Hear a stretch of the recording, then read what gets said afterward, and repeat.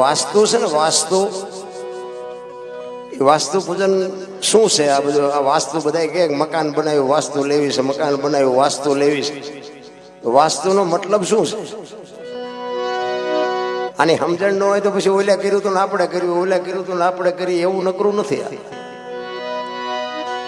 મહાપુરુષ એટલા માટે કહે છે વાસ્તુ એટલે મકાન બનાવ્યું ને એમાં તું વસ, એમાં હવે તું વસ, એમાં તારે વસવાનું છે, એનું નામ વાસ્તુ છે. આ તો નામ સુધારીને વાસ્તુ કર્યું, નકર વસવાની વાત છે. બીજી વાત એ છે કે મકાનમાં તમે ફળિયામાં અંદર આવો ને, પેલા પગથિયા હોય. એ પગથિયા નામ શું કામ પડ્યું? એક આપણા ઘરમાં દીકરી હોય કે દીકરાની વહુ હોય, એના આપણા ઘરમાં પગ થયા. એક આપણો પવિત્ર શબ્દ છે, લક્ષ્મીના આપણા ઘરે પગ થયા એટલે પહેલા છે ને એનું નામ પગથિયા નામ આપ્યું છે. પછી પગથિયા ચડે ને એટલે ઓસરીમાં જાય ને અહીંયા થાંભલી હોય, થાંભલી. અત્યારે તો પછી પિલોર કર્યા, બીમ કર્યા, નોખા નોખા નામ આપ્યા, પણ નગર ખરેખર અહીંયા થાંભલી હોય. આ થાંભલી છે ને એના જેવી. એટલે દીકરી, એક પત્ની, આજ ઘરની એક વહુ, એક લક્ષ્મી આવે, પગથિયા ચડે ને પછી થાંભલી આવે. એ થાંભલી એટલે એ દીકરીને એક ભલામણ કરી છે કે બાપના ઘરે ત્યાં ગમે એ કર્યું હોય, ગમે જે ત્યાં તોફાન કર્યા હોય, આ કર્યું હોય, તે કર્યું હોય, પણ હવે આ ઘર છે ને તારું મર્યાદિત ઘર છે. એટલે આ હવે તું બહુ ઠેકડા ન ભરતી, થા ભલી, એમ કે ભલી થાજી, એને થાંભલી કહેવાય. પછી આગળ આવો, આગળ જાય ને એટલે ઓસરી કહેવાય, ઓસરી આવે. ઓસરી એટલે પોતાના માત પિતાની, પોતાના ભાઈ કુટુંબની મમતા ઓસરવાની છે, ભૂલવાની છે, ને આને તારે અપનાવવાના છે, એટલે એને ઓસરી કહેવાય. પછી અંદર આગળ જાય ને પછી રૂમની બારણું આવે, એને બાર હાક કહેવાય, બાર હાક. એ બાર હાક છે ને બાપુ, એ દીકરીને ભણા, આ બેનું બેઠા છે ને દીકરી, એટલે માટે ખાસ કહું છું, એ દીકરીને ભલામણ કરી છે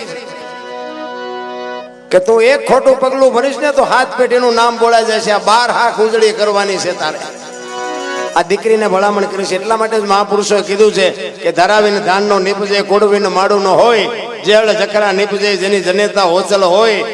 સંતોએ એટલા માટે કીધું કે જનુની જણ તો ભગત જણજે, કાં દાતા કાં સુરવીર, નહીં તો રેજે વાંદડી. આવા દીકરા જો ન જન્મે એક તો કે દુનિયામાં તું એમ નામ જીવીને એમ નામ મરી જાય, ભલે દુનિયા તારું નામ નો લે, તારું મોટું ન જોવે.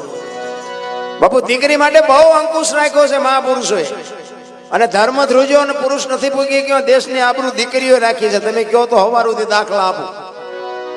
દીકરીની વાત છે ને જબરજસ્ત છે, પણ હવે ફેશનમાં દીકરીઓ દી ઉઠાડ્યો, તમારે શું વાત કરવી? ભલે ખાવ પીવો, વાપરો, મોજ કરો, બાપના રૂપિયા હોય, ધણીના રૂપિયા હોય, વાપરો, એની અમે વાંધો નથી, પણ દેહના પ્રદર્શન નો કરવાના હોય. એટલા માટે આ વાણી છે ને, વાણી બાપુ નિરલબાઈની છે, દીકરીની વાણી છે, દીકરીએ ગાઈ છે આ વાણી. નિરલબાઈએ કીધું છે કે અધૂરિયાને ન હોય દિલડા કેરી વાત, કોક નર પૂરા મળે તો રાવું રેણી. આ બધા બેઠા બધા માણા છે, બધા પૂરા નથી, પણ કોઈને આંગળી મૂકીને ન કહેવાય તું અધૂરો છું તું પૂરો છું, ને કે અમારા વાહ ભાંગી નાખ્યા. કહેવાનો મારો અર્થ, નિરલબાઈએ કીધું કે અધૂરિયા અરે પોતાના અંતરની વાત કરાય નહીં. અંતરના ઉડાણની કોક વેધુને કરાય વાત, એને સોરે નો સિતરાય, સિતની વાતું શંકરા. જેના ઉજળા તન હોય, ઉજળા મન હોય, એને વાલી દવલી વાત કરાય. આપણો માણા હોય, આપણને એમ થાય કે આપણો અંગત માણસ છે, એની પાસે વાત કરાય, બધાની પાસે વાત ન કરી શકાય.